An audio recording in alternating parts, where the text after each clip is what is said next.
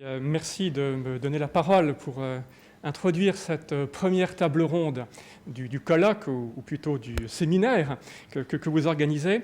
C'est vrai que le titre de cette première table ronde m'invite à m'exprimer sur cette question « Sommes-nous aujourd'hui dans une impasse ?» Le terme est fort, il pousse à réagir. Je voudrais dire que la prise en compte de l'environnement dans les projets d'infrastructures de transport n'est pas récente, bien sûr, et qu'elle est indéniablement nécessaire. Bon, des progrès considérables ont été réalisés depuis notamment une vingtaine d'années. Cela a été rappelé dans l'exposé du président Duron. Il faut vraiment s'en réjouir, parce que, vous savez, notre pays connaît des conditions climatiques et géographiques qui sont variées, et ce n'est pas un hasard si la France occupe la première place en Europe en termes de biodiversité biologique des espèces. Et nous sommes le 4e pays européen abritant le plus grand nombre d'espèces menacées. Alors avec ça, c'est vrai, la réglementation n'a cessé de se complexifier en matière environnementale. Alors pour faire court, aujourd'hui, on ressent vraiment qu'on a quand même un peu trop de pertes en ligne.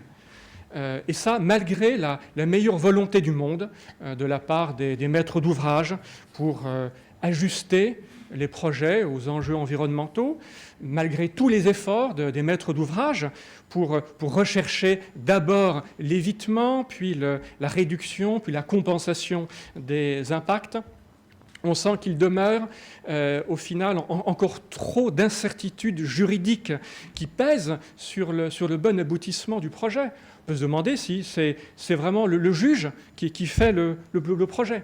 Alors, le mot impasse est probablement un petit peu trop fort, mais il désigne l'urgence à agir. Donc j'exprime ici les préoccupations de l'État dans ses missions de maître d'ouvrage ou de pilote de grands projets d'infrastructures de transport. Ce constat de l'allongement des délais et des coûts est, je pense, vraiment bien partagé. Alors sur les coûts, l'augmentation, si vous voulez, du ratio kilométrique de voirie routière qu'on a pu constater, on va dire que c'est de l'ordre de 10 à 15% en euros constants, voire davantage. Et ce, par rapport aux conceptions routières datant d'avant les directives environnementales des années 90. Quant à l'allongement, bon, il est difficile à quantifier, mais il se chiffre en années. Alors, pour ça, il y a des coupables qui sont tout désignés. La complexité des procédures, la difficulté à réunir les financements, les contentieux un peu de la dernière chance qui sont engagés. Mais au-delà, je voudrais poser la question de l'utilité de ces délais. Et je sais que la réponse n'est pas toujours simple. Apprécier sur le long terme, est-ce que la protection de l'environnement y gagne toujours? Est-ce que le public est vraiment mieux informé? Et d'un autre côté, combien de temps la société peut-elle attendre pour résoudre un problème d'accessibilité, pour moderniser une liaison, pour résoudre une difficulté d'équité, d'égalité territoriale? Alors, je tiens également à féliciter le travail qui a été mené par TTDIE et qui nous permet notamment de mieux connaître les pratiques de quelques-uns de nos voisins. Nous allons entendre un exposé des Pays-Bas sur la démarche Sneller and Better, n'est-ce pas? Donc ça veut dire plus vite et mieux. Et ça vise notamment si j'ai bien compris, à optimiser l'étude d'impact environnemental en ciblant l'ampleur et le contenu de l'évaluation aux enjeux propres du projet, à côté d'autres choses que vous nous exposerez. D'où je retiens un premier message qui est de nous aussi ne pas hésiter à faire notre examen de conscience et à faire la chasse aux délais et aux éléments de procédure qui seraient les moins utiles. Par exemple, en regroupant tout ce qui peut l'être dans les permis et les autorisations. Alors nous savons qu'il faut agir sur la règle de droit. En France, je vais prendre un exemple. Il est compliqué de mettre en place une procédure réglementaire complète de valorisation des sédiments de dragage non pollués issus de l'entretien des chenaux portuaires pour en faire des installations de transit avec valorisation et réutilisation des sédiments pour les besoins locaux des entreprises de BTP. Alors d'une part, le statut de déchet qui est conféré automatiquement aux sédiments de dragage, même quand celui-ci n'est pas pollué et qu'il est valorisé et qui est conféré dès son dépôt à terre, eh bien ça soumet la gestion du sédiment à la réglementation sur les installations classées. Très bien. Alors on a pu aussi exiger que la concentration des matières en suspension dans l'eau évacuée en sortie de l'installation soit même beaucoup plus faible que celle de l'eau courante du fleuve ou de la rivière. Et enfin, ces installations de transit sont soumises à la constitution de garanties financières. Très bien, mais ce montant de ces garanties apparaît finalement assez dissuasive pour un maître d'ouvrage au regard de la valeur intrinsèque de ces matériaux. Et c'est là qu'il y a un peu une ironie du sort. C'est que cette accumulation d'éléments incite finalement davantage à clapper ces matériaux en mer plutôt que d'engager les sédiments dans une dynamique vertueuse, disons, de l'économie circulaire. Et pourtant, comme l'a souhaité Frédéric Cuvillier, ministre chargé des Transports, il s'est exprimé en mai dernier à l'occasion de la présentation du plan stratégique pour la relance portuaire. Donc il dit « Il n'y a pas de malédiction entre environnement, stratégie industrielle et développement durable ». Alors, il apparaît dès lors que l'amélioration de la réglementation constitue une voie nécessaire et possible. Alors, d'autres idées ont été émises, nous en parlerons aujourd'hui, le permis unique, le renforcement de la concertation. L'approche suisse, qui est assez originale, elle comprend un grand nombre de procédures informelles.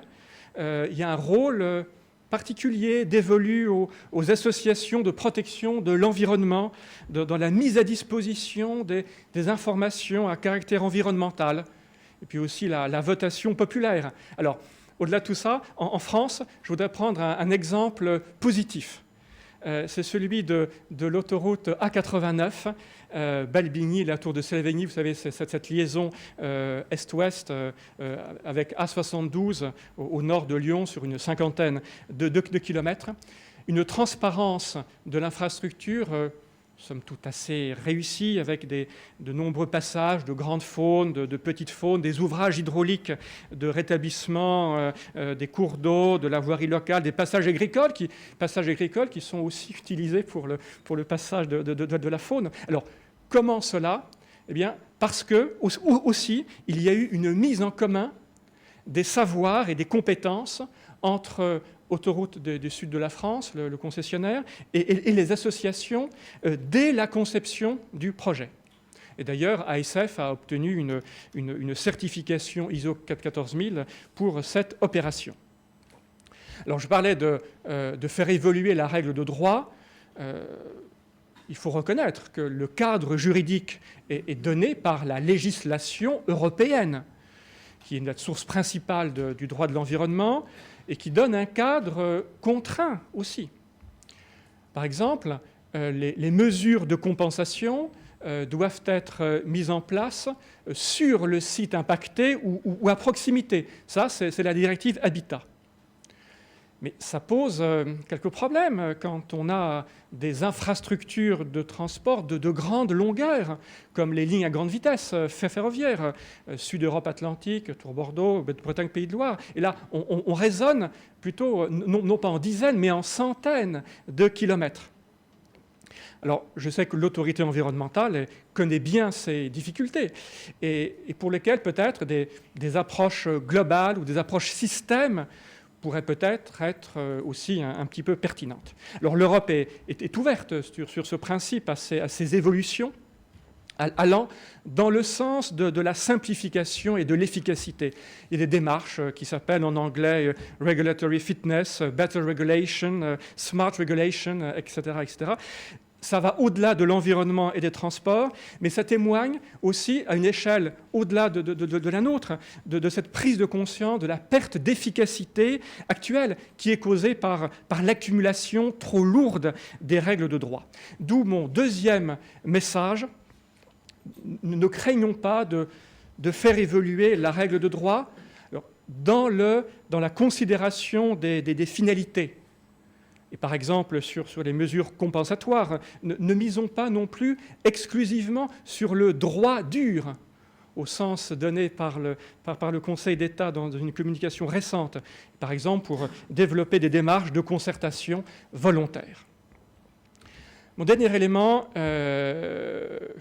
tient compte aussi de la contrainte budgétaire actuelle qui renforce la nécessité d'un discernement dans les investissements. Les réflexions sont probablement à approfondir sur la façon d'envisager les évaluations environnementales et finalement comment adapter les méthodes de l'évaluation aux enjeux spécifiques des projets qui sont des enjeux environnementaux, économiques et sociaux et de gouvernance et territoriaux. Donc très concrètement, voilà, comment faire pour discerner sur des projets qui sont nécessaires à l'équité et à la solidarité territoriale et qui présentent aussi une forte empreinte environnementale. Comment discerner entre une option ou une variante qui est moins impactante sur les habitats et les espèces protégées, mais une option qui sera plus efficiente sur le plan de l'activité économique ou de l'impact sanitaire sur les populations riveraines. On a des sujets d'application de ces problématiques très concrètes, par exemple sur le contournement est de Rouen, la liaison A28 A13. Je retiens de l'approche allemande que les projets de transport sont soumis à des évaluations larges qui conjuguent le calcul socio-économique monétarisé, l'évaluation environnementale et des appréciations stratégiques au regard des politiques publiques poursuivies. Alors certes, au-delà des inspirations que les exemples étrangers peuvent nous apporter, nous ne pouvons ignorer les spécificités françaises, culturelles, juridiques. Et je pense que la méthode suivie par la commission que vous avez présidée, monsieur le député, de ce point de vue, a sans doute ouvert la voie à suivre. D'où mon troisième message, on est toujours sur le rythme ternaire que vous évoquiez. Il conviendrait probablement de rénover nos référentiels d'évaluation pour des analyses multidimensionnels, enjeux et effets des projets de transport. Et donc je formule le vœu que nos débats de ce jour contribuent également donc aux réflexions sur les états généraux de modernisation du droit de l'environnement. Merci.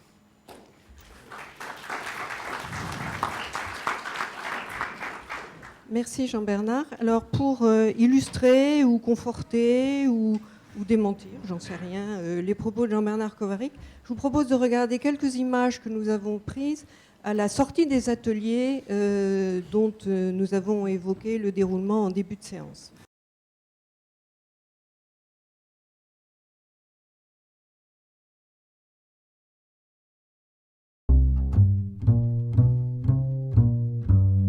J'ai beaucoup plus envie de réagir sur un paradoxe beaucoup plus global qui, je trouve, un peu troublant. Pourquoi est-ce qu'on veut gagner du temps? À quoi ça sert véritablement de gagner du temps? Si on regarde un petit peu en arrière, sur quelques décennies, voire quelques siècles, qu'est-ce qui s'est passé? Le temps s'est considérablement raccourci. notamment depuis, mettons, 100, 150, 200 ans, au sens où on est allé de plus en plus vite. Et est-ce que ce n'est pas le raccourcissement de ce temps qui a amené à l'érosion de la biodiversité qu'on constate aujourd'hui? Parce qu'on n'a plus pris le temps de la regarder. Depuis ces dernières années, ce qu'on peut constater, c'est qu'il y a une volonté de prendre en considération de plus en plus de différents niveaux de protection pour l'environnement et que on a souvent tendance à multiplier en fait des réglementations et des demandes d'autorisation différentes plutôt que d'essayer de concevoir un système qui serait peut-être plus global, plus dynamique de cette perception de l'environnement qu'on a. Les raisons majeures en fait proviennent principalement de la complexité des nouvelles procédures qui sont mises en œuvre. On a toute une série de nouvelles procédures qui existaient déjà depuis un certain nombre d'années et puis qui viennent se complexifier petit à petit. Donc on a en fait un phénomène d'enchaînement et d'empilement de ces procédures qui fait que, du fait qu'elles ne soient pas concomitantes, on a un allongement en fait, des délais. On a en plus, ce qui n'est pas forcément un mal, mais une meilleure prise en compte des enjeux environnementaux, donc des études plus longues, plus lourdes, donc du coup une complexité aussi plus lourde des procédures. C'est vrai qu'on a un raisonnement qui est très thématique, très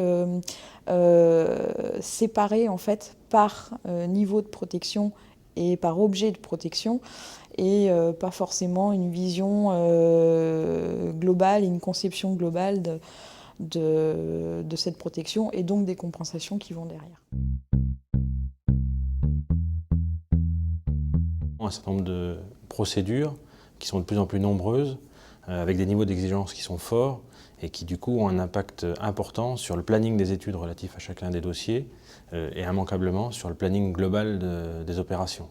Si on rajoute à cela les contraintes budgétaires des opérations, on s'aperçoit effectivement que le délai de réalisation d'une opération donnée est assez important et du coup pose une question en termes de capacité à répondre dans un temps restreint à un besoin qui est pourtant identifié au départ. L'autre point qui nous freine quand même beaucoup dans la mise en œuvre des dispositifs, c'est l'absence de cadre juridique et réglementaire pour la mise en place des mesures compensatoires.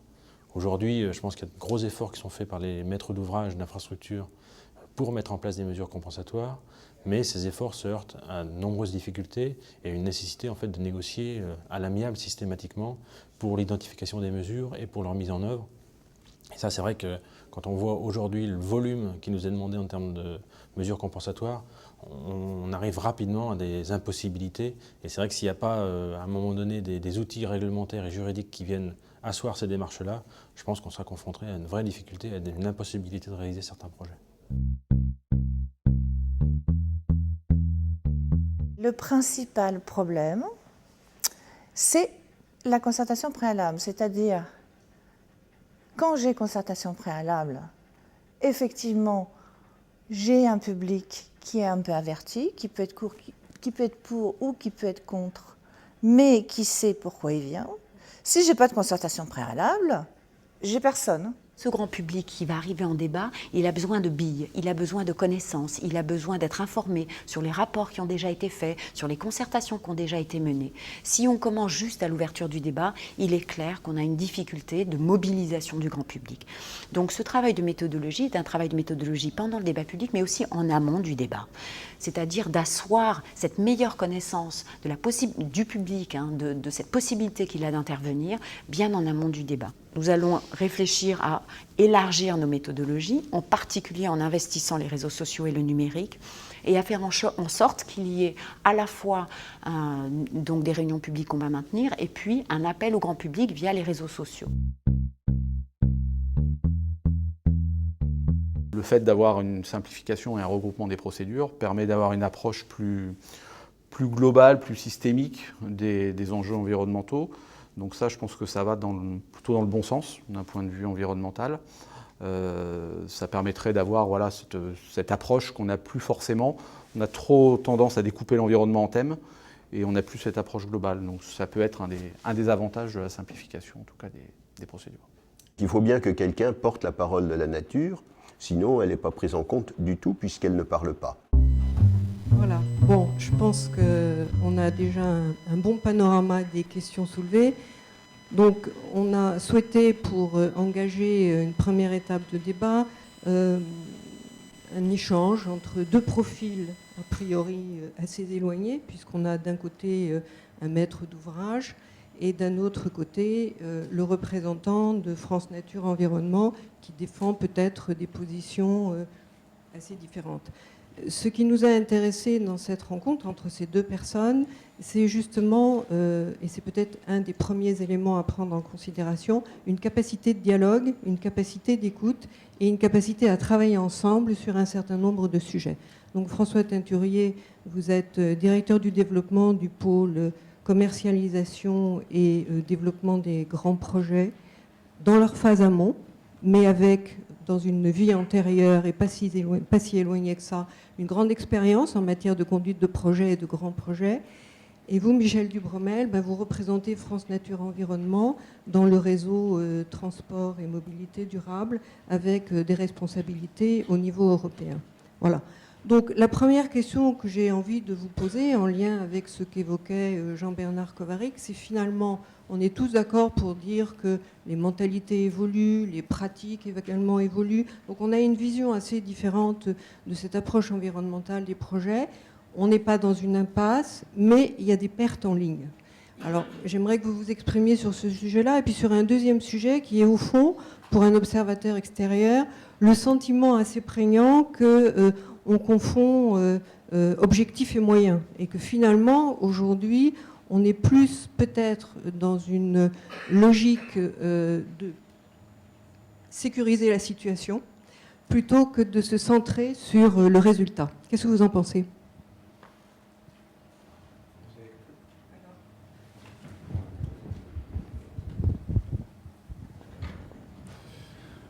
Oui, mais effectivement, bon, ça a été déjà un petit peu dit, il est clair que pour un maître d'ouvrage, donc la problématique de l'environnement s'est complexifiée et que d'abord une préoccupation, c'est que le projet puisse se faire, puisse avancer. Donc on a une course d'obstacles en fait à franchir. Et donc déjà, ça prend beaucoup d'énergie. Et donc finalement, cette question en fait des moyens, elle est incontournable pour le maître d'ouvrage, puisqu'en fait on voit bien qu'il y a des risques contentieux, des risques juridiques forts, et que si on ne s'est pas donné les moyens en fait de les traiter, on a peu de chances de réaliser des projets. Alors j'apporterai quand même quelques distinctions sur le fait que on voit bien des différences apparaître aussi entre les grands projets, où là, manifestement, on a eu des évolutions importantes pour aller les développer sur l'appréciation en fait, des enjeux, des évolutions de pratiques qui font qu'on part bien en fait, des enjeux en fait, d'environnement pour la conception des projets, par rapport à des situations ou des petits projets où finalement on peut être amené à avoir une forme d'approche un peu industrielle de la production des études d'impact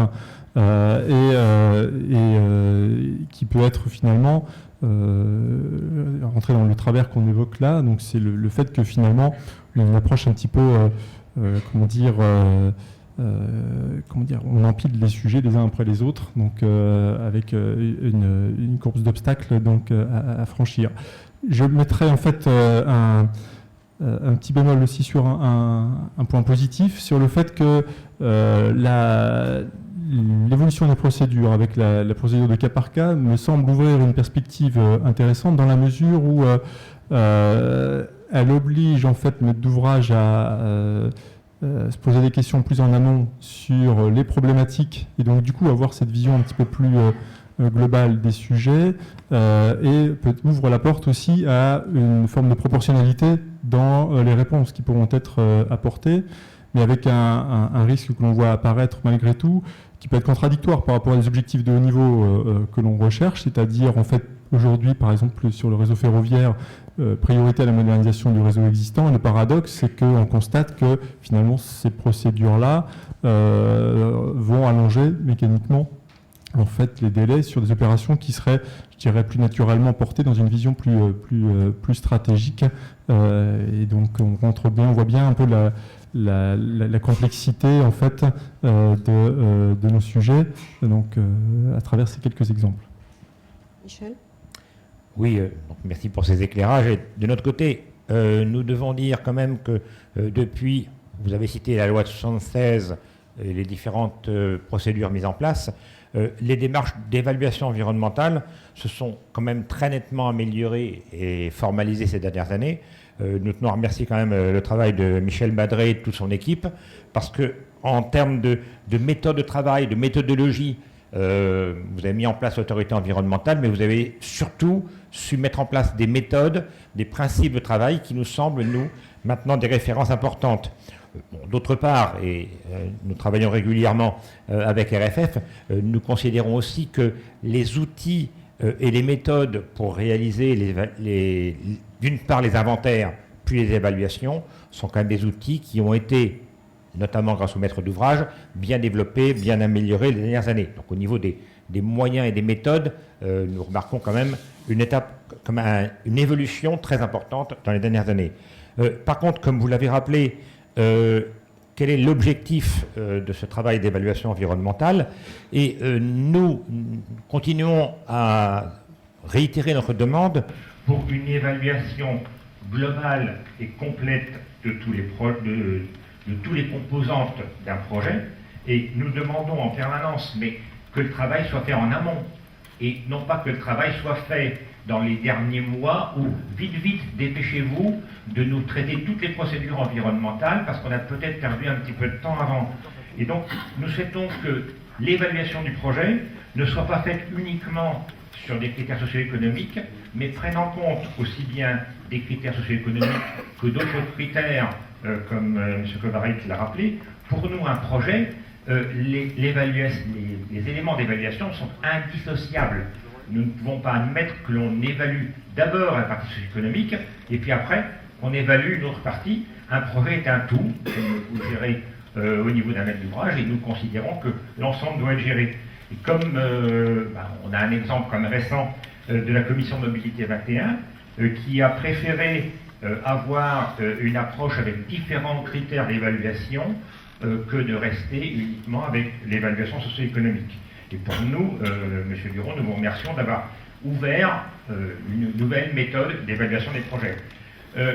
Alors, j'insiste quand même sur ces délais après lesquels on court, puisque nous travaillons ensemble avec RFF sur un certain nombre de questions à ce sujet-là, et on est en train de nous demander de traiter les procédures environnementales, qui ne sont pas simples, on y reviendra après, alors qu'il y a quand même eu, des différents projets qu'on nous présente, 60 à 80% du temps qui a été consacré à quelles sont les décisions que vont prendre les politiques avec de nombreux atermoiements. L'exemple de la ligne ferroviaire Montpellier-Perpignan le montre très bien.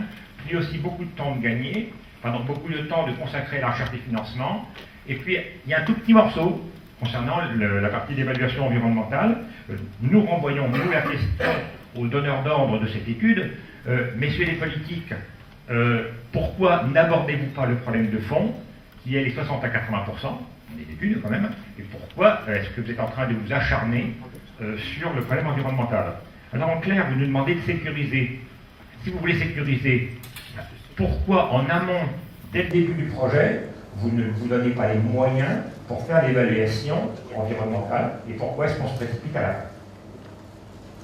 On peut rebondir sur ce point. Moi, je l'ai évoqué dans le cadre de la procédure cas par cas. Ce qu'on a identifié dans le cadre justement des grands projets, c'est que l'impression qu'on a, c'est que finalement on trouve des enjeux d'environnement partout où on passe, parce qu'effectivement on fait les études et on les approfondit là où on envisage de passer. Et une des préoccupations que l'on a, c'est finalement pour gagner en efficacité collective, il faudrait, me semble-t-il, avancer davantage sur au-delà de éviter, réduire, compenser, commencer par le sujet connaissance, connaître. Et on gagnerait collectivement beaucoup, me semble-t-il, à ce que les éléments de la connaissance soient davantage partagés.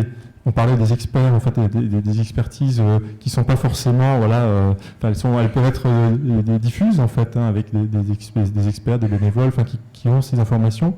Comment en fait ces éléments peuvent être portés à connaissance et en amont, de façon à ce que le cadrage et les éléments en fait d'enjeu donc, des différents projets puissent être faits de façon efficace, de façon à ce qu'ensuite on puisse dérouler des processus. Et ça, ce n'est pas une question de réglementation. On avait proposé dans le cadre, par exemple, des études préalables de la publique de Paris-Orléans-Clermont-Lyon, où on avait un territoire énorme, donc d'apporter une contribution pour essayer de faire avancer ces éléments d'inventaire à l'occasion du projet.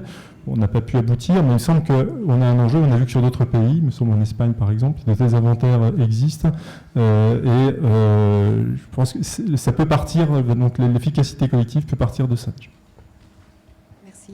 Alors, restons un instant sur l'évaluation et son processus de déroulement. Dorothée Pic, dans les images que vous avez vues, dit qu'actuellement on raisonne plutôt par objet, par temps, et donc finalement qu'on aborde la question plutôt dans une logique de silo. Et Stéphane Pradon ajoute qu'on pourrait avoir une vision beaucoup plus globale et avoir une approche systémique. Est-ce que vous pourriez faire un commentaire tous les deux sur ces deux approches ? Effectivement, on peut partager ce constat. Et c'est vrai que les procédures telles qu'elles sont organisées, je dirais, poussent en fait à cette situation. Et donc, et derrière, en fait, il y a tout un écosystème qui se développe d'experts, en fait, comme Obélis sur chacun des thèmes. Et donc, quelque part, l'approche systémique, elle est effectivement nécessaire. La difficulté, c'est qu'aujourd'hui, il n'existe pas de cadre dans lequel elle pourrait être valorisée, si ce n'est, en fait, donc peut-être ce que l'on cherche à faire, donc à travers justement les démarches du type débat public ou la concertation, où là, on a besoin, en fait, d'apporter des informations un petit peu globales, en fait, et de mettre en perspective les enjeux du projet. Mais les procédures, en fait, derrière, dans lesquelles on se trouve embarqué, nous amènent inévitablement à cette approche, en fait, par silo. Et si on veut en sortir, c'est un parcours d'obstacles. On peut rebondir sur l'exemple qui a été évoqué tout à l'heure. Et donc, les maîtres d'ouvrage n'ont pas forcément le temps, l'énergie, la volonté, donc de pouvoir, en fait, de mettre cela en œuvre. En fait. Michel ? Oui, vous le pratiquez et nous aussi de notre côté, très souvent ensemble sur le terrain. L'évaluation environnementale représente, se déroule dans un contexte quand même de l'environnement. C'est un système dont nous faisons partie et qui est extrêmement complexe. Donc il ne faut quand même pas penser que évaluer notre environnement dans lequel d'ailleurs nous vivons, c'est une chose qui va se faire avec une ou deux procédures, d'où les difficultés que vous mentionnez. Donc il est sûr que pour certains, pour analyser les différents impacts, l'approche se fait au niveau des outils par silo. On va évaluer les problèmes des espèces, puis des milieux. On peut concevoir qu'on le fasse par thème de silo, mais par contre, l'environnement est un système complexe qui nécessite une analyse systémique, chose qui n'est pas facile quand on a commencé à faire une analyse par silo, d'avoir une vision systémique et le recul nécessaire. Alors, moi, quand même, ce qui m'a surpris dans les interventions qu'on a eues en témoignage, et les personnes ne le cachent pas, c'est que très rapidement, les intervenants nous ont dit « Ah, mais c'est quand même très complexe de mettre en œuvre des mesures compensatoires. » Et à nouveau, on dit « Attention, vous avez sauté une étape qui est importante, qui est on ne part jamais de dire comment est-ce qu'on va faire pour éviter et réduire. » Alors, il y a peut-être un élément que nous permettons de rappeler, parce que nous devons porter la parole ici. Je vous rappelle quand même que c'est peut-être difficile, mais il y a deux évidences. C'est qu'on vit dans un monde fini, donc on ne peut pas toujours pousser, on devrait bien pousser un petit peu la barrière pour avoir une petite place en plus. Non, désolé, je dois vous rappeler, le monde est fini. Et puis, quand même, aussi, on vit à crédit, hein, c'est-à-dire qu'on emprunte un petit peu sur les générations futures. Donc, je voudrais un petit peu rappeler ça. Quand on veut bousculer les choses, rappelez-vous quand même de ce qu'on doit laisser à nos petits-enfants. Et puis, peut-être un élément de la loi de 76, j'étais très content que d'autres personnes l'aient cité avant moi. Je rappelle quand même, dans cette loi de 76, FNE revendique d'avoir été à l'origine de cette loi. On a bien dit que si un projet a trop d'impact pour l'environnement et qu'on n'arrive pas à trouver la solution, qu'il n'y a aucune solution technique possible, c'est-à-dire de repousser les murs pour trouver un autre monde, peut-être que la deuxième planète venait inventer, le projet doit être abandonné. Mais c'est le genre d'évidence qu'on n'aime pas, parce que ça nous dérange dans nos cultures techniques. Je suis technicien moi aussi, donc je ne parle pas uniquement d'une petite planète, des petites fleurs. Et puis on parle des procédures complexes. Moi, il me semble que quelque part, oui, on est dans un monde qui est merveilleux, dans un monde complexe. Donc arrêtons de penser que 2-3 procédures vont pouvoir orchestrer, résoudre ce monde complexe. Et moi, il me semble qu'il est nécessaire de prendre du temps pour évaluer et non pas de dire vite, il faut se précipiter, on va tout résoudre en 5 minutes. Est-ce que vous pouvez revenir sur la notion de système? La notion de système, j'essaie de comparer, alors quand même une approche technicienne, je comprends très bien que quand vous mettez en place un projet comme Paris-Orléans-Clermont-Ferrand, je vais faire une petite incise quand même, pour vous expliquer le dialogue qu'il y a entre François Teinturier et moi. Quand il a sollicité France Nature Environnement pour participer à des réunions de concertation qui sont exemplaires, je reconnais ce travail, nous avons précisé que France Nature Environnement, après réflexion, était contre ce projet. Néanmoins, et je reconnais en public et je tiens à le dire, nous avons travaillé dans un esprit d'ouverture et de concertation exemplaire. Donc je vous remercie. Donc, non mais il faut le dire quand même. Donc par rapport à un projet technique dont François est responsable, je peux l'interpeller directement, quand je vois en face la complexité du système environnemental, on est dans 2 mondes différents. Alors, bien sûr, vous avez des connaissances bien précises dans votre réalisation de projet, mais en face, le système environnemental, nous-mêmes, nous ne le connaissons pas assez. Et la question que pose François, et là-dessus on soutient, c'est qu'il y a un défaut dans notre fonctionnement. Nous n'avons pas la connaissance, je parle nous collectivement. Il y a un travail d'investissement, c'est-à-dire que nous devons investir à long terme, ce n'est pas un fonds perdu. Si nous investissons sur chaque territoire pour avoir une première connaissance du milieu et comment il fonctionne, il aura beaucoup moins de surprises quand il va débarquer. Alors, le commentaire classique d'un maître d'ouvrage, il nous dit, quand on arrive sur un territoire, il n'y a pas de problème. Et puis, on dit qu'on va avoir un tracé, c'est l'emprise, à peu près dans tel secteur. Et comme par hasard, vous nous découvrez des petites espèces.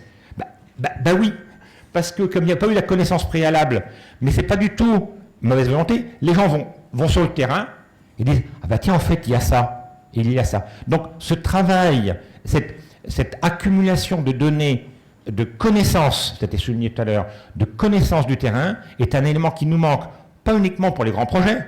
Allez voir les maires, allez voir tous les élus qui font des SCOT et des PLU, tous manquent de connaissances de base. Donc cet investissement de connaissances de notre système environnemental est un point qui nous manque actuellement, que ce soit nous, protecteurs de l'environnement, ou vous, responsables de grands projets.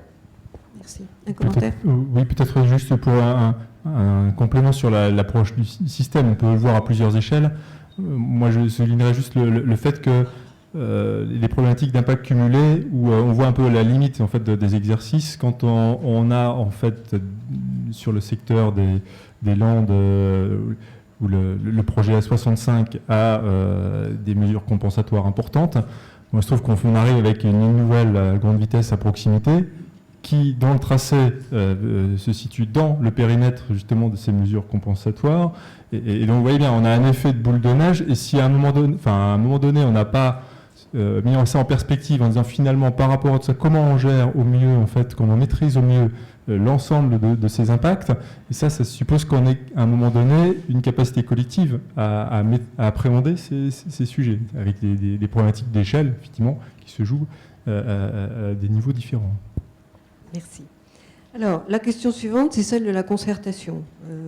Beaucoup se plaignent, à la fois disent la concertation, c'est un moment essentiel, c'est le moment où on structure, et on structure par étapes successives, et dans le même temps, on entend dire la concertation est lourde, avec des dossiers absolument illisibles. Et donc, j'aimerais vous entendre là-dessus. Quels sont pour vous les enjeux de la concertation, et en même temps, les obstacles auxquels on est confronté aujourd'hui, et les impacts, évidemment, que ça peut avoir sur le projet lui-même? Je vais y aller, chacun son tour. Oui, alors, quand même un point important. Il y a des remarques ponctuelles et des grands cris d'orfraie, etc. Il faut le dire, la concertation a évolué. Alors, il y a un problème de termes et de terminologie. À chaque fois que je parle de concertation, je me réfère à la Convention d'Aarhus et non pas forcément à un dispositif de concertation formalisé dans notre réglementation. Pour moi, c'est les principes tels qu'ils sont définis par la Convention d'Aarhus qui me semble de plus en plus être appliquée actuellement, donc que ce soit dans les enquêtes publiques, puis depuis une vingtaine d'années dans les débats publics, hors remarques ponctuelles. Bien sûr, on va toujours sortir des cas très particuliers. Entre autres, pour tout ce qui était infrastructure de transport, nous avons fait un petit bilan des différents projets qui sont passés par des débats publics, et nous remarquons très souvent, vous avez plus de chiffres que moi, François, mais très souvent que par rapport à un projet d'origine, après le débat public, on se rend compte qu'il y a eu une évolution du projet de différentes manières, donc que le débat public a porté ses fruits, puisque entre l'entrée et la sortie du débat public, il y a une évolution du projet. Quelques projets, ça existe, ont été abandonnés suite à un débat public qui a constaté qu'il n'était pas possible, pour des raisons d'impact divers, de réaliser le projet. Donc, c'est sûr, c'est un processus dans lequel il y a une implication des hommes, de personnes, de responsabilité.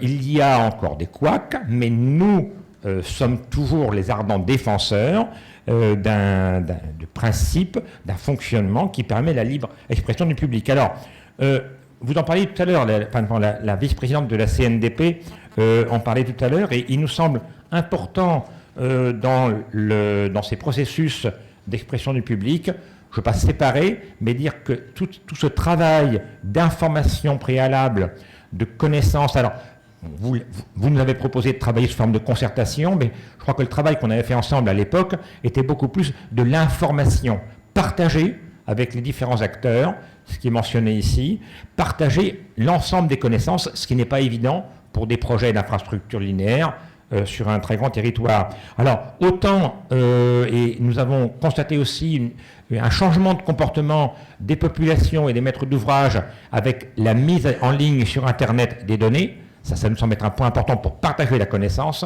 autant nous insistons sur le rôle des réunions publiques. Alors bien sûr, on va me dire c'est la foire d'empoigne. Ben oui, mais c'est la bonne occasion de prendre la température.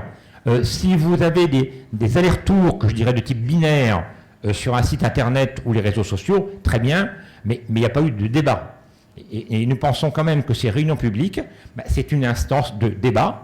C'est au maître d'ouvrage et à l'État d'en tirer les conséquences, mais il faut au moins qu'il y ait débat et échange d'arguments, plutôt que de se jeter à la figure « moi j'ai raison », moi j'ai tort, moi ceci, etc.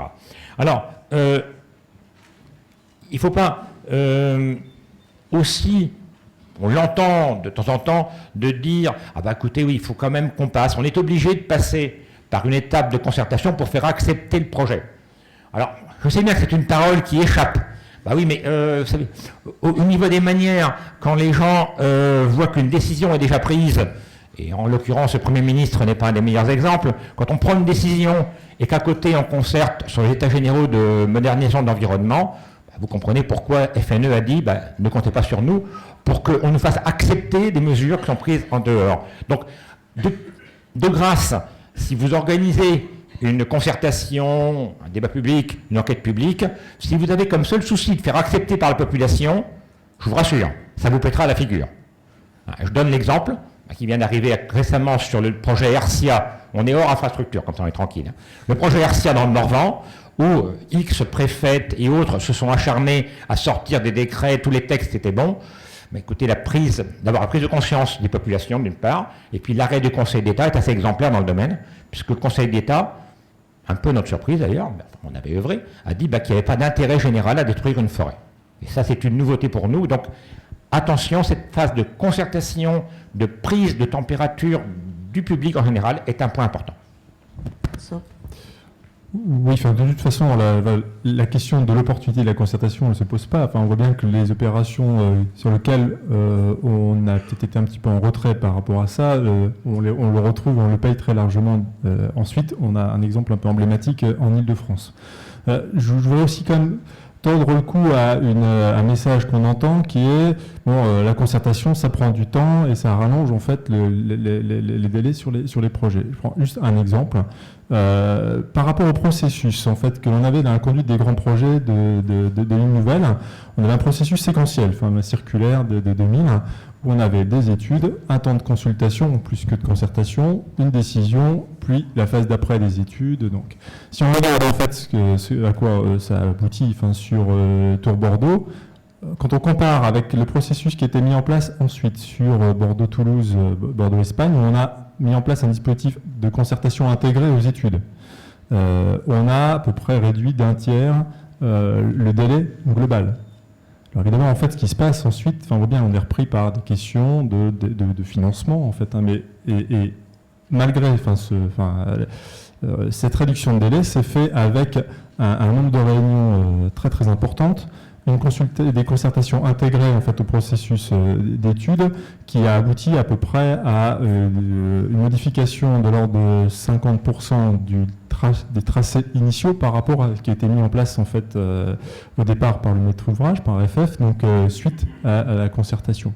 Donc les enseignements qu'on en tire, c'est que finalement il y a un nouveau métier, en fait, de nouvelles compétences qui doivent être développées au niveau des maîtres d'ouvrage et être dans une situation d'avoir une vraie stratégie de concertation avec une question de proportionnalité, en fait, donc c'est quelque chose qui se construit, en fait, hein, une forme d'ingénierie de la concertation.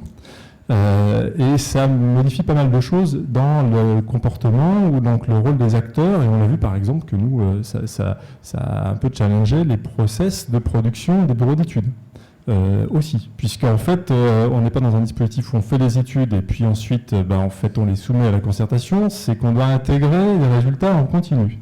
Donc, mais si on ne le fait pas, effectivement, donc, on a tous les risques qu'en cours de route, de toute façon, on soit rattrapé. Et donc là, pour le coup, je pense qu'il n'y a pas forcément de réglementation. C'est vraiment une question de comment, en fait, les maîtres d'ouvrage développent cette ingénierie, ou font développer cette ingénierie en fait, de concertation, et avec aussi une certaine prudence. On dit voilà, les débats publics ont permis de faire des évolutions. Ce qu'on constate néanmoins, c'est qu'on avait un ratio, alors c'est un petit peu évolué, c'est qu'on prenait 1 milliard d'euros à chaque débat donc, sur nos projets. Donc la question, c'est aussi comment, dans le dispositif, on arrive en fait à garder une conscience, aussi des enjeux économiques, toujours dans cette logique de proportionnalité. Là encore, il y a aussi des approches, donc du côté de la maîtrise d'ouvrage, qui peut être aussi nécessaire de ne pas étudier des choses dont on sait qu'en fait, derrière, de toute façon, on est quelque part voie à une impasse, parce qu'à partir du moment où on a mis en place des études et qu'on a apporté ces éclairages, quelque part, ça rend plus difficile derrière de dire non, mais finalement, cette solution-là n'est pas acceptable. Donc voilà. Puis le dernier point qui a été évoqué aussi dans les témoignages, je pense qu'il faut vraiment qu'on réfléchisse à l'utilisation des nouvelles technologies, mais de façon, disons, maîtrisée et progressive. On le voit petit à petit à travers la mise en place d'informations en ligne, de consultations en ligne qu'on a pu voir sur GPSO sur des tracés, où on a d'un seul coup 1500 contributions qui sont identiques, qui dans le Pays Basque, et qui nous disent voilà, non, c'est pas ça qu'il faut faire. Et voilà, donc maintenant voilà, donc je crois qu'il faut, c'est une opportunité, c'est nécessaire parce qu'on voit en fait, on met parfois des moyens en place importants pour des réunions et avec finalement peu de présence. Donc aux réunions, donc finalement une efficacité globalement assez faible, hein, c'est particulièrement vrai, moi je vois de la pratique en Ile-de-France. Donc comment en fait faire en sorte que justement les publics concernés puissent s'exprimer donc au bon moment et puissent accéder à l'information. Et là je pense qu'il y a une opportunité, mais qu'il faut traiter de façon, disons, prudente, progressive. Merci. Alors, dans les témoignages, on a évoqué aussi la question de l'empilement des textes, qui est un vrai sujet. des textes qui se superposent, qui se contredisent à certains moments, et en conséquence de quoi, évidemment, ça rend l'exercice de l'évaluation un peu complexe. Qu'est-ce que vous en pensez ? Oh, allez, il faut que je démarre là-dessus. Je pense que c'est un point important de par nos prises de position, parfois mal comprises. Nous pensons qu'il y a un travail important à faire sur le droit de l'environnement. Je pense que c'est nécessaire que ce soit moi qui commence à ce niveau-là. Il ne faut pas dire qu'il est jeune sur le droit de l'environnement, mais il y a encore certainement beaucoup de progrès à faire. Et nous demandons depuis de nombreuses années, on n'a pas attendu les États généraux de modernisation du droit de l'environnement, nous demandons une stabilité dans les textes. C'est une demande de France Nature Environnement, vous pouvez la retrouver depuis de nombreuses années. Et surtout, nous interpellons les ministères, par pitié, avant de nous proposer un nouveau texte qui correspond à nos demandes, souvent, vérifions l'application du texte précédent.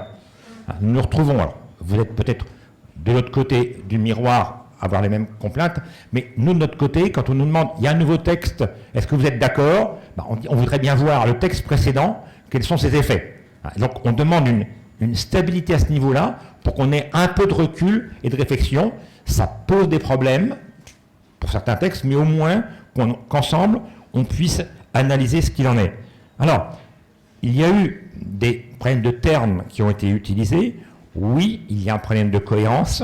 Et j'ai rencontré ce matin quelques représentants de commissaires enquêteurs qui me faisaient part, eux aussi, d'un problème de lisibilité. Tout à l'heure, Claude Chardonnay, qui est plus compétente que moi dans le domaine et a plus de retours, pourra le préciser. Je crois que pratiquement tous les acteurs, et vous en faites partie, parlent de lisibilité, puisque jusqu'à présent, on a empilé, mais ce n'est pas très lisible à ce niveau-là. Donc, nous demandons, nous, une modernisation. Ceci a été rappelé tout à l'heure. Modernisation ne veut pas dire simplification à la hussarde, comme on l'a vu dans un certain rapport que je n'oserais pas nommer, mais on peut très bien simplifier suivant le principe de non-régression. J'ai bien aimé ce qui a été dit tout à l'heure. Je rappelle quand même le contexte européen dans lequel on est. C'est pas l'Europe ou nous, hein, nous faisons partie de l'Europe. Donc les textes européens, nous y avons quand même contribué, on les a quand même validés.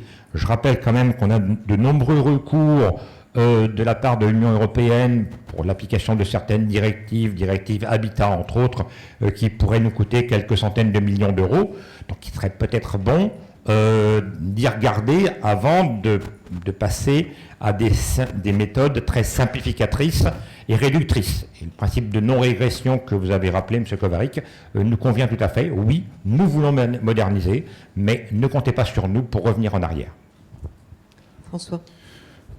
Moi, je voudrais souligner plutôt les difficultés que l'on rencontre dans l'articulation des procédures et leur mise en œuvre opérationnelle en fait, hein, sur le terrain. On a un exemple de projet qui est réalisé en deux phases, sur lequel, en fait, dans un premier temps, on dit vous pouvez faire l'enquête publique du projet en même temps que l'enquête sur les procédures de défrichement. Le même projet, en fait, juste ensuite, on dit non, vous ne pouvez pas le faire. Il faut d'abord commencer par faire l'évaluation des dérogations pour les réglementations des espèces protégées. Et donc, du coup, finalement, alors qu'on est sur le même territoire avec les mêmes interlocuteurs, des interprétations un peu différentes, qui fait que, alors que les textes, ils sont compliqués, mais à un moment donné, je veux dire, je rejoins Michel sur la problématique de stabilité, on parle de pause sur d'autres domaines, mais là, on a aussi besoin de stabilité. Pourquoi ? Parce que finalement, quand on veut améliorer l'efficacité du dispositif, il y a à un moment besoin que les acteurs, l'ensemble de l'écosystème finalement qui intervient dans ces domaines-là, disposent de repères en fait communs. Et la maîtrise du calendrier, souvent, elle vient aussi d'une bonne maîtrise en fait de l'ensemble des procédures et de l'ensemble des problématiques à prendre en compte. Et c'est aussi ça qui permet aussi d'avoir en fait des acteurs. Quand je parle d'écosystème, c'est aussi les bureaux d'études, c'est en fait tout le public aussi qui intervient. Il sait en fait quels sont les temps en fait dans lesquels les choses se passent. Et donc il est vraiment important qu'on puisse avoir un cadre qui ait une certaine pérennité, qu'on puisse ensuite qu'on puisse améliorer de façon progressive, continue. Ça c'est un enjeu important. L'autre élément, c'est l'anticipation. parce qu'en fait, on voit qu'il y a des textes qui sont en préparation, il y a des évolutions, sauf qu'en fait, quand ils arrivent sur le terrain, et bien finalement, la mise en œuvre, elle se fait en temps réel. Moi, je vois en fait la problématique de l'évaluation environnementale des MICDU, donc des mises en compatibilité des documents d'urbanisme. On a découvert, alors, qui est l'autorité environnementale compétente, quel est le format du dossier qu'il faut produire. En fait, on l'a construit en fait, avec le premier projet qui est passé. Sur les périmètres des procédures du cas par cas, je prends un exemple sur les 140 gares que l'on doit traiter dans le cadre du schéma directeur d'accessibilité en Île-de-France. Selon les hypothèses ou les périmètres que l'on retenait, on était à 70 enquêtes publiques ou 10 enquêtes publiques. Donc, et à chaque fois, on dit, mais l'accessibilité, vous avez des objectifs 2015, alors ça sera peut-être pas 2015, mais... Et donc, en fait, on a besoin aussi, dans le processus qui va être mis en place, de créer les conditions, moi je pourrais peut-être parler aussi d'études d'impact des textes futurs en fait, et des conditions de succès, c'est-à-dire en fait on a des guides qui sont produits sur la mise en place de ces procédures, mais avec 2 ou 3 ans de retard puisqu'il faut s'appuyer sur les retours d'expérience. Évidemment, donc on peut comprendre ça, simplement on se dit voilà, dans la mise en œuvre, en fait, il peut y avoir déjà un premier dispositif d'accompagnement, sachant qu'en plus, ce que l'on voit, c'est qu'on est aussi face à il y a des maîtres d'ouvrage qui ont des moyens aussi différents. Et donc, RFF qui a un volume de projets, pourtant, il y a un flux, on a une bonne compréhension de ces sujets, mais on voit qu'en fait, il y a beaucoup d'acteurs qui sont confrontés à ces procédures une fois, de temps en temps. Et donc, comment faire en sorte que l'ensemble en fait, des acteurs concernés, parce que l'environnement c'est le même au final, puisse être traité de façon homogène. Donc, quel dispositif d'accompagnement on peut mettre en place pour que justement ces évolutions puissent se faire de façon maîtrisée? Alors, oui, bien sûr. Je peux compléter rapidement. On en a parlé. Nous, il me semble aussi qu'il y a un travail de mutualisation à faire.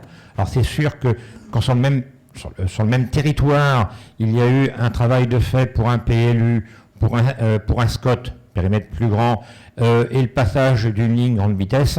Nous, on se pose des questions quand on voit qu'on recommence parfois le même travail.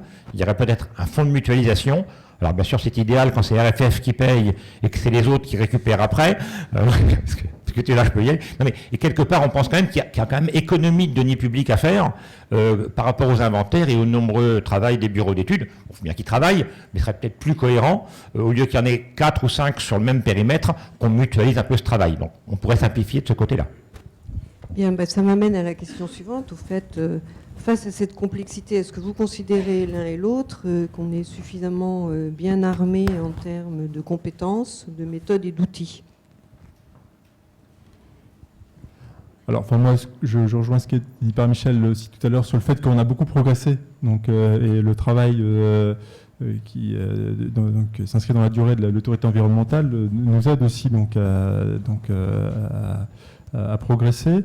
Je pense quand même que sur la partie, l'approche systémique qu'on évoquait tout à l'heure, on a certainement beaucoup de progrès en fait à faire, et que dans une approche où on préconiserait, je dirais, une vision un peu plus globale en fait, des enjeux environnementaux dans le cadre des mesures de simplification. Je pense qu'il faut qu'on puisse mettre en face et en parallèle une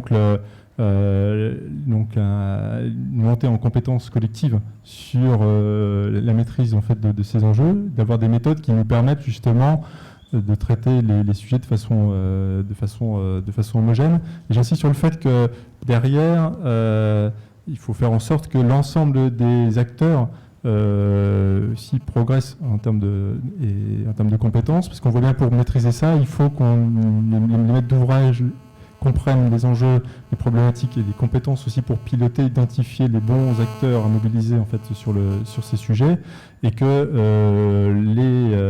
les bureaux d'études ou l'ensemble des prestataires qui peuvent être mis à contribution justement pour faire ces évaluations, là aussi s'inscrivent dans cette perspective de monter en compétences. Donc je pense qu'on a des exemples qui montrent que finalement on a quand même de bonnes bases pour pouvoir le faire.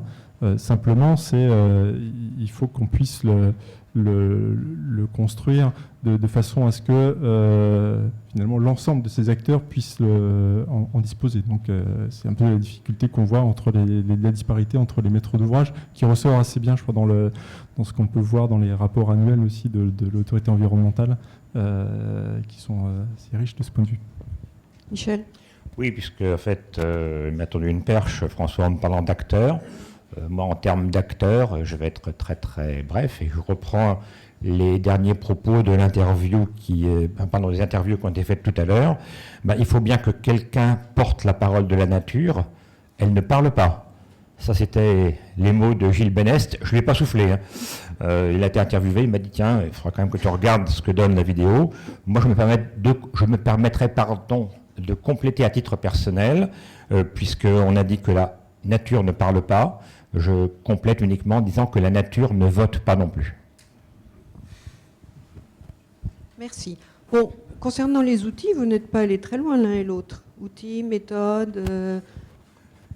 Je sais pas. Je pense qu'au niveau des outils, quand même, on a quand même bien précisé qu'ils s'étaient beaucoup améliorés, qu'il y avait quand même un travail d'amélioration important. Comparé aux outils, là-dessus, je reviens un petit peu à ma casquette de technicien que je remets en cause en permanence.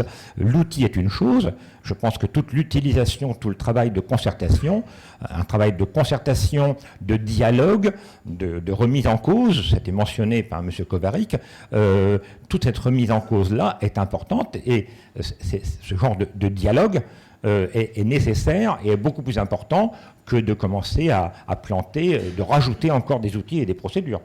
Moi, je donnerais beaucoup plus la priorité à cette remise en cause et à un esprit de dialogue et de concertation. Bien, merci. Alors, moi, je propose de retenir de cette conversation finalement 3 ou 4 termes. Il y a eu un terme intéressant prononcé par François qui est celui de la stratégie. Il y a un autre terme qui a été celui du système, de la vision globale. Et puis, il y en a un troisième qui est celui du dialogue. Et derrière le dialogue, peut-être la recherche d'une mutualisation pour être finalement collectivement dans une économie globale de l'évaluation environnementale plus efficace, plus intéressante, à moindre coût, et dans une gestion des délais peut-être plus significative. Mais ça, on va le voir dans la suite des débats. Je vais demander à Michel Badré de nous rejoindre et de nous dire finalement, du point de vue de cette jeune autorité environnementale, ce qu'il pense de tout ça.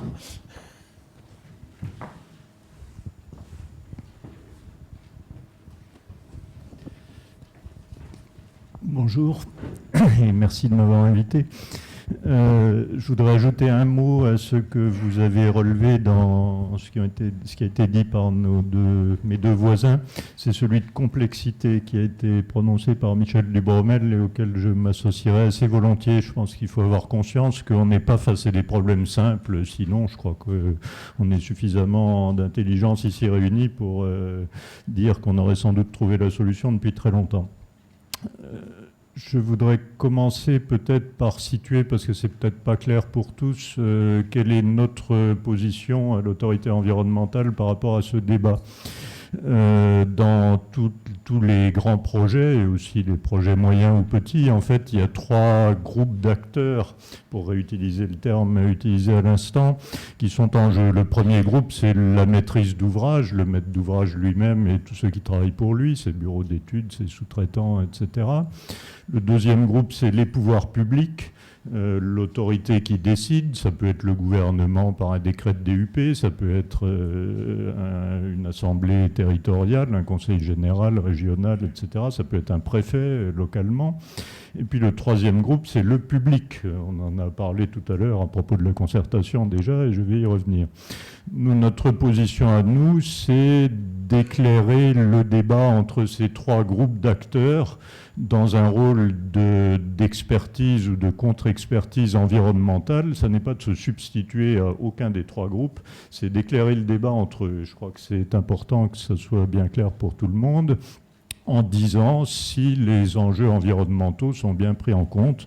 J'ai bien écouté et noté, bien qu'il ait fait nuit à ce moment-là, j'ai noté sur mon cahier que l'un des intervenants de votre film avait dit qu'une meilleure prise en compte de l'environnement, c'était pas forcément mal.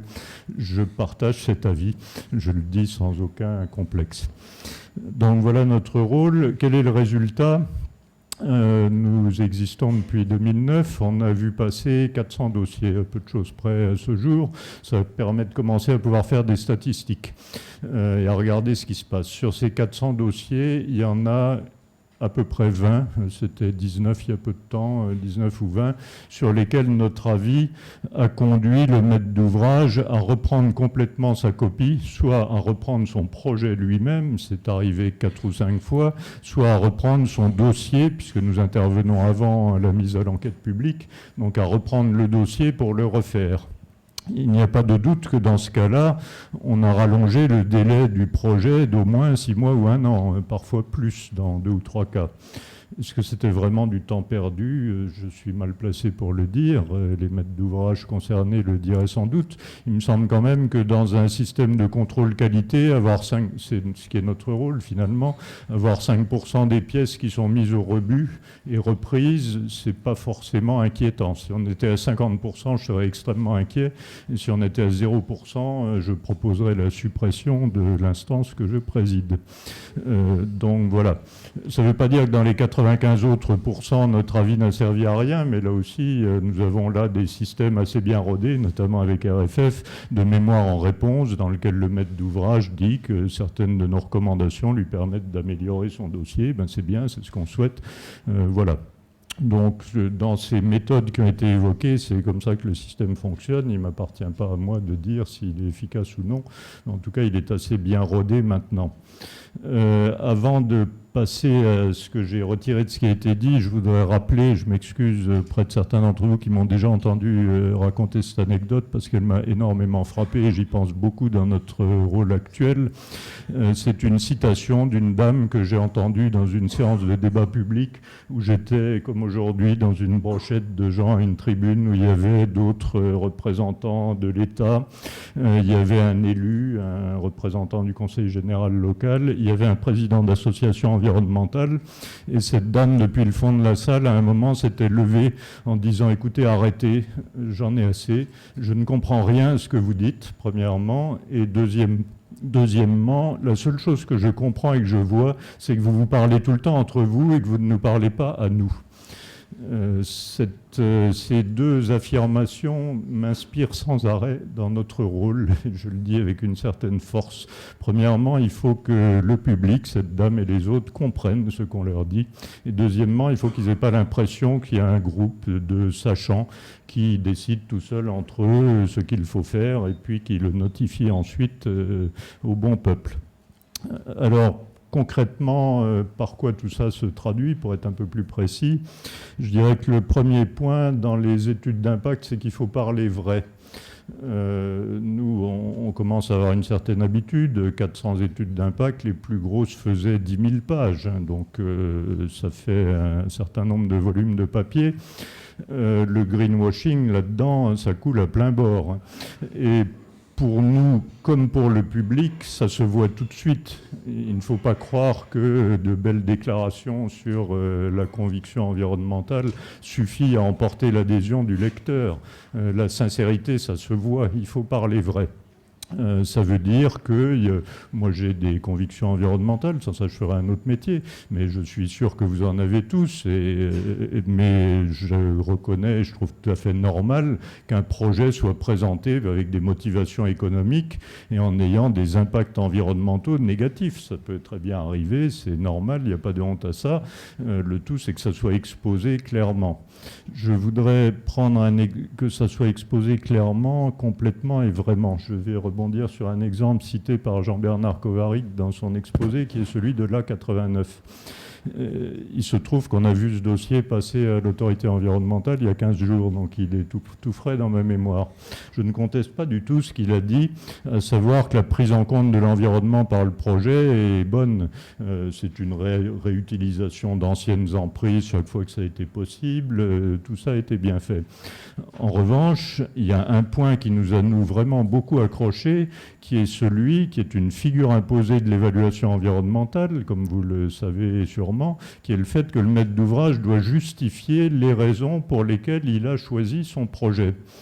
Je ne suis pas du tout en train de dire que ce projet n'était pas justifié, il l'était sûrement. Je dis que nous n'avons pas compris la justification du projet qui était donnée à partir de l'évaluation socio-économique. Nous n'avons pas compris les prévisions de trafic qui étaient citées et nous n'avons pas compris l'évaluation du gain de temps qui était faite. Et nous l'avons dit dans notre avis. Nos avis sont publics, donc vous pourrez le retrouver facilement. Donc, je répète, je ne dis pas que nous avons dit que le projet n'était pas justifié, nous avons dit que nous n'avions pas compris sa justification. C'est très différent. Je pense que dans le discours, tout ce qui a été dit sur la concertation, c'est un point essentiel. Je continue, deuxième point, après le parler vrai, il y a le parler clair. C'est pas la même chose. Certes, on peut mentir, et le mentir clairement, c'est encore mieux de dire la vérité clairement. Mais sur le parler clair, j'ai dit tout à l'heure que certains dossiers faisaient 10 000 pages. Je ne crois pas qu'on en ait vu beaucoup qui faisaient moins de 300 ou 400 pages. Je suis de ceux qui trouvent que c'est beaucoup trop et qu'il y a beaucoup trop de choses dedans et qu'on pourrait, avec beaucoup moins de volume, dire des choses beaucoup plus clairement compréhensibles et que ça serait bien. Ensuite, je reviens à ce que nous disait cette dame tout à l'heure. Je ne comprends rien à ce que vous dites. Se mettre à la place du public auquel on s'adresse me paraît vraiment essentiel.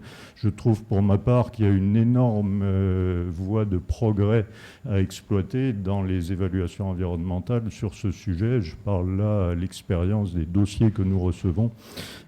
C'est important. Là-dedans, je rejoindrai quelque chose qui a été dit par François Teinturier à propos de la mise en commun claire de l'état initial. Je ne veux pas avoir l'air de toujours critiquer parce que nous voyons aussi souvent des pépites dans les dossiers qui passent chez nous et nous voyons parfois des études d'impact présentées par des bureaux d'études avec à la fin de l'état initial, je ne veux pas faire de pub pour les bureaux en question, mais il y en a 2 ou 3 qui font ça, à la fin de 100 pages d'état initial où on traite à plat tous les sujets, le bruit, la pollution, les espèces protégées, Natura 2000 et le reste. À la fin, vous avez un tableau de synthèse hiérarchisé. Nous, quand on tombe là-dessus, on est enchanté parce qu'on a l'impression de comprendre. Nous, on descend une journée sur le terrain pour voir les projets. On ne connaît évidemment pas tout ce que connaît le maître d'ouvrage et son bureau d'études. Quand on a une hiérarchisation qui sort et qui nous dit, ben là, le sujet numéro 1, c'est le bruit, ou là, c'est les sédiments pollués. Je fais le lien aussi avec un exemple cité par Jean-Bernard Kovarik, où c'est Natura 2000. Et ben, ça permet ensuite d'avoir une logique de compréhension bien meilleure. Malheureusement, ça n'est pas la règle générale et je pense que ça serait bien d'avoir ça souvent. Je termine par cette question de hiérarchisation. Elle est pour nous tout à fait essentielle dans les études d'impact. Je pense qu'elle est aussi tout à fait essentielle dans le débat qu'on a aujourd'hui sur les procédures. Il me semble, moi je n'étais pas du tout un spécialiste de procédure, je ne le suis toujours pas, même si on commence à avoir maintenant quelques idées en voyant comment les choses se déroulent, mais il me semble qu'on a souvent les uns et les autres, tous les maîtres d'ouvrage, les représentants des autorités publiques, les associations et tout le monde, tendance à oublier dans ce magma de procédures, ce millefeuille comme on dit souvent, que toutes les feuilles n'ont pas la même épaisseur. Et que pour nous, en tout cas, il y a une feuille qui est beaucoup plus importante que les autres, c'est la déclaration d'utilité publique. Ça n'est pas un vain mot.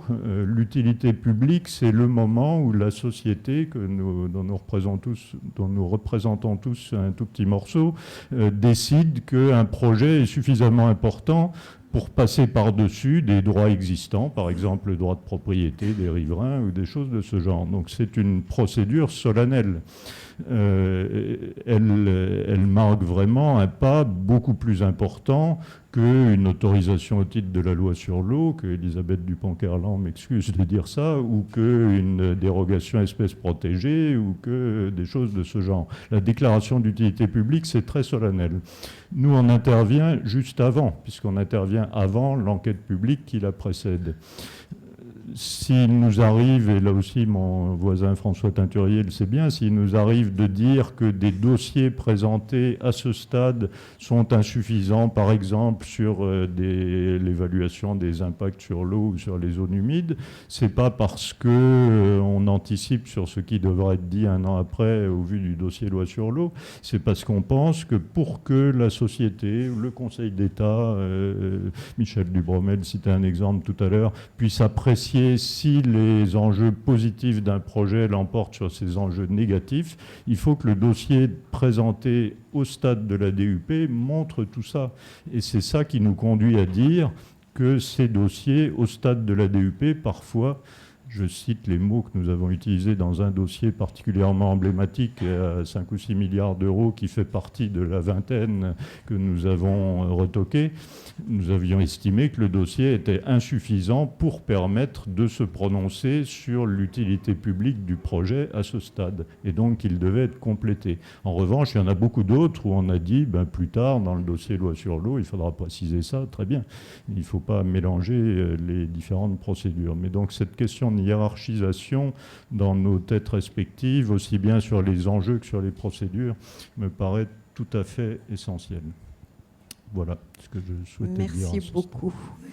Alors, il nous reste quelques minutes pour que, évidemment, vous vous exprimiez vous-même, peut-être pour compléter ce qui a été dit ou exprimer des points de vue complètement différents.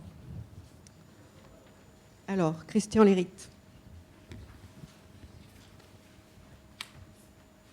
Merci beaucoup. Je m'exprimerai uniquement en tant que responsable de la Commission nationale du débat public, où je suis depuis quelques temps.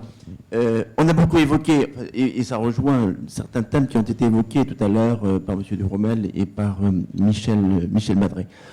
On voit aujourd'hui qu'il y a des problèmes de délai, des problèmes de blocage, et je crois également que la plupart de ces difficultés tiennent à l'incapacité que nous avons d'appliquer véritablement la Convention d'Aarhus, d'appliquer la charte constitutionnelle que nous avons, qui a été adoptée dans notre pays, qui indique que les citoyens doivent être partie prenante, non seulement informée, mais partie prenante du processus de décision. Alors évidemment, c'est quelque chose de compliqué, mais je crois que c'est un élément absolument capital. Aujourd'hui, malgré tous les efforts qui sont faits, est-ce que vous pensez vraiment que les citoyens ont plus confiance dans les institutions et dans les maîtres d'ouvrage qu'il y a 5 ou 10 ans?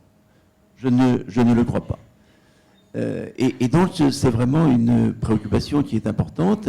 Et donc, si on a, dans un débat qu'on anime sur des sujets qui ne sont pas de cet ordre-là, mais sur les problèmes de déchets radioactifs à Bure, il y a des gens qui empêchent le débat public parce qu'ils ont le sentiment que les décisions sont déjà prises et que véritablement, ce débat est un débat bidon. Alors, je reviens maintenant sur des sujets qui sont plus dans le champ des transports, mais je crois qu'aujourd'hui, les citoyens attendent d'être écoutés et même d'être entendus, et je crois qu'il y a vraiment beaucoup à investir dans ce domaine-là. On dit qu'il y a des problèmes de délai. Je pense véritablement aujourd'hui qu'il serait sans doute plus utile d'investir beaucoup plus lourdement dans l'association des citoyens au projet, à tous les stades d'avancement du projet, que dans la multiplication de procédures toujours plus complexes, toujours plus lourdes, et auxquelles les citoyens ne comprennent absolument rien. Alors, je crois également qu'il est nécessaire qu'on essaie d'éclaircir dans notre pays, et dont je me bats contre certains projets de loi aujourd'hui, où il y a un joyeux mélange entre la concertation et le débat public. Dans mon esprit, la concertation, c'est mené, donc on avait un projet, enfin, je pense qu'il ne va pas voir le jour véritablement lié à la métropole du Grand Paris, etc. Je n'entre pas dans les détails. Mais la concertation est menée par un maître d'ouvrage, et donc, pour reprendre une expression qui a été dite, elle est perçue dans le public par la volonté de se concerter, mais pour faire passer un projet. Bon. La Commission nationale des débats publics, qui est une instance assez récente, effectivement, elle est neutre et indépendante, elle ne donne pas un avis sur un projet, et donc je dis souvent qu'elle doit être à équidistance entre le maître d'ouvrage et le public. Et donc je pense véritablement que c'est important pour le public de pouvoir avoir une instance qui n'est pas là pour vendre le projet, mais qui est là simplement pour faire en sorte que les citoyens soient informés et que les citoyens aient une réponse satisfaisante de la part du maître d'ouvrage. Et donc, un des facteurs d'ailleurs qui rejoint ce que disait Michel Badré tout à l'heure, un des éléments importants de la Commission nationale des débats publics, c'est qu'on ne lance pas un débat public tant que le dossier n'est pas validé par la Commission nationale, qui comprend 25 membres, avec des gens d'horizons extrêmement variés, et donc que le dossier est jugé suffisamment clair, compréhensible par l'ensemble des citoyens. Et ça, c'est un élément très important. Deuxième élément très important qu'il est nécessaire de développer, je crois, c'est la contre-expertise. C'est-à-dire que, et ça, on vient d'adopter hier 21 propositions à la CNDP pour faire avancer ces propositions. Les citoyens ont besoin d'avoir la possibilité d'avoir accès à un point de vue différent que celui du maître d'ouvrage. Bon, je cite un exemple. Dans tous les débats d'infrastructure, route, TGV, etc., il y a évidemment des problèmes qui sont liés à les hypothèses qui ont été prises pour les prévisions de trafic. Bon. Et donc, on en parlait avec les RFF il y a peu de temps. Je pense qu'il est nécessaire, indispensable, qu'il y ait une contre-expertise sur ce sujet, que les citoyens aient le sentiment, effectivement, qu'au-delà du maître d'ouvrage qui est là pour vendre son projet, enfin, ça n'est pas d'ailleurs péjoratif de vendre son projet, mais que le citoyen puisse avoir des gens indépendants qui puissent dire nous avons commandé une contre-expertise, et donc voilà quel est un point de vue qui est différent. Et je crois véritablement, pour avoir suivi dans mes fonctions précédentes un grand projet qui est pas très très loin de Nantes, on voit effectivement qu'on aboutit, on parlait de délai tout à l'heure, ou de blocage, que effectivement, aujourd'hui, sur des projets qui ont 10, 15, 20 ou 30 ou 50 ans, alors on a quelques progrès, effectivement, on a le débat public pour les grands projets, dans le cas d'espèce, débat public 2003, enquête publique 2008, enquête voix sur l'eau 2013. Bon. Et donc, ce qui est important, c'est qu'au-delà de ces moments forts, etc., débat public, enquête publique, qu'il y ait un continuum d'association des citoyens pour contenu sur l'ensemble du projet. Et donc, je crois que là, il y a des idées vraiment nouvelles à développer. Et je crois que ça, c'est un point tout à fait essentiel pour montrer d'ailleurs le peu d'intérêt que l'on porte à cela. Le Parlement, dans la loi du 28 décembre 2012, avait demandé, ce n'est pas le gouvernement, mais avait demandé que pour tous les projets qui ont un impact sur l'environnement, que les maîtres d'ouvrage puissent mettre sur Internet le projet de manière à ce que l'ensemble des citoyens puissent effectivement s'exprimer. Et donc la CNDP était partie prenante dans cette affaire. Le Parlement avait décidé, avait demandé que le décret sorte avant le 1er avril 2013. Aujourd'hui, le décret n'est toujours pas sorti. Cela montre vraiment, cela montre également, y compris au sein du ministère de l'écologie et du développement durable, l'écart qu'il y a entre le souhait du Parlement et la réalité. Tout ça montre effectivement que ces affaires de concertation du public sont des sujets différents. Et vraiment, pour terminer, je dirais effectivement, je crois qu'il y aurait beaucoup plus d'avantages, aussi bien pour le maître d'ouvrage que pour l'ensemble de la société, si on accordait beaucoup plus de place à cela, plutôt qu'à multiplier des textes tous plus incompréhensibles les uns que les autres, et qui ne font en réalité que éloigner le citoyen du processus de décision, et donc d'être en contradiction totale avec nos propres lois, même si elles sont constitutionnelles et conventionnelles. Merci beaucoup. Alors, encore, peut-être, oui. Oui, bonjour. Bruno Goupil, ingénierie environnementale à la Société du Grand Paris. Donc, je souscris tout à fait à tous les propos qui ont été tenus jusqu'à maintenant. Je voulais revenir un petit peu sur les difficultés peut-être plus concrètes qui se présentent aux maîtres d'ouvrage pour porter leur projet, qui sont peut-être un peu d'ordre culturel, On a peut-être plus de mal justement avec la culture française à porter ces enjeux que dans d'autres pays européens. Il me semble que trop souvent l'environnement, les enjeux environnementaux d'un projet sont vécus comme des contraintes supplémentaires qui s'ajoutent et non pas comme des axes possibles de valorisation à intégrer justement dans une stratégie de portage du projet.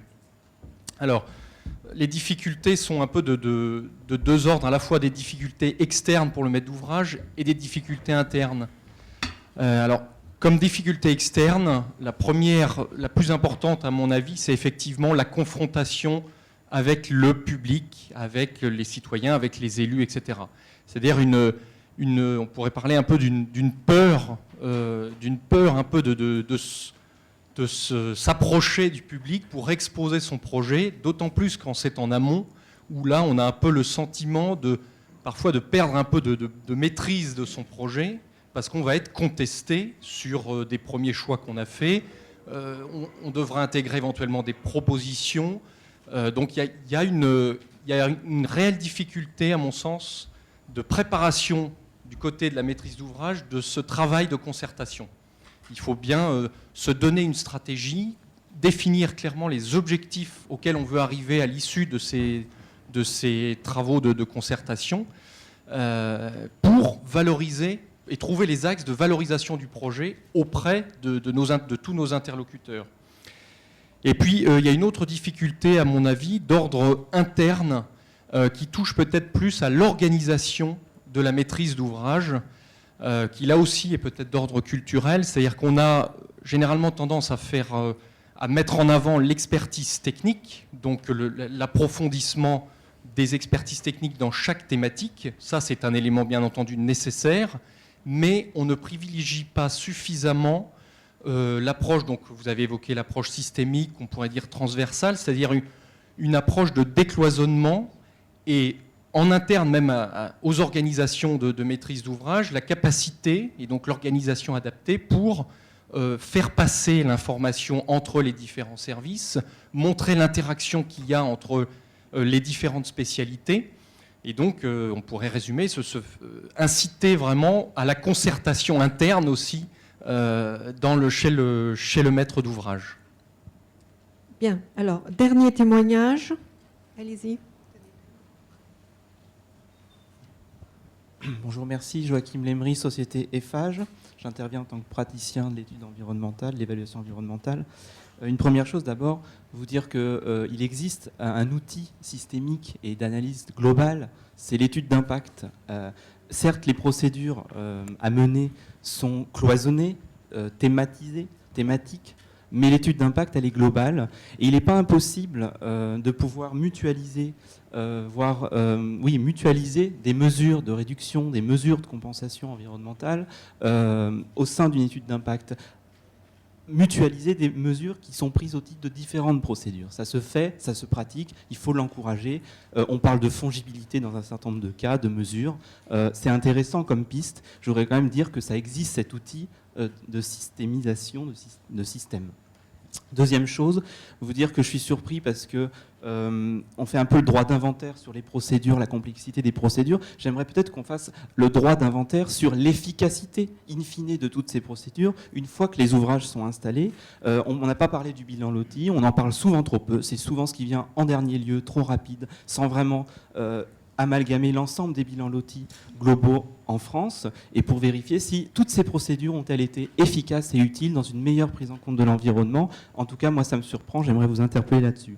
Dernière chose, juste une information, vous dire que Eiffage, avec une dizaine de maîtres d'ouvrage réunis dans un club qui s'appelle Club Infrastructure Linéaire et Biodiversité, est en train de signer avec le Muséum d'Histoire Naturelle une convention de partage de données naturalistes donc avec RFF, RTE, GRT Gaz et d'autres, VNF j'en oublie, une convention de partage des études naturalistes qui sont faites en amont de grands projets. On est une dizaine de gestionnaires d'infrastructures linéaires en France, parmi les plus grands. Je trouve que c'est utile de le dire vu ce qu'on a dit précédemment. Voilà, je vous remercie. Merci beaucoup. Donc on va rester là pour le moment sur les constats. Il est évident que vous pourrez reprendre plus largement la parole en fin de matinée, puisqu'on sera sur le registre des propositions. Et je vais demander maintenant, merci beaucoup à vous quatre,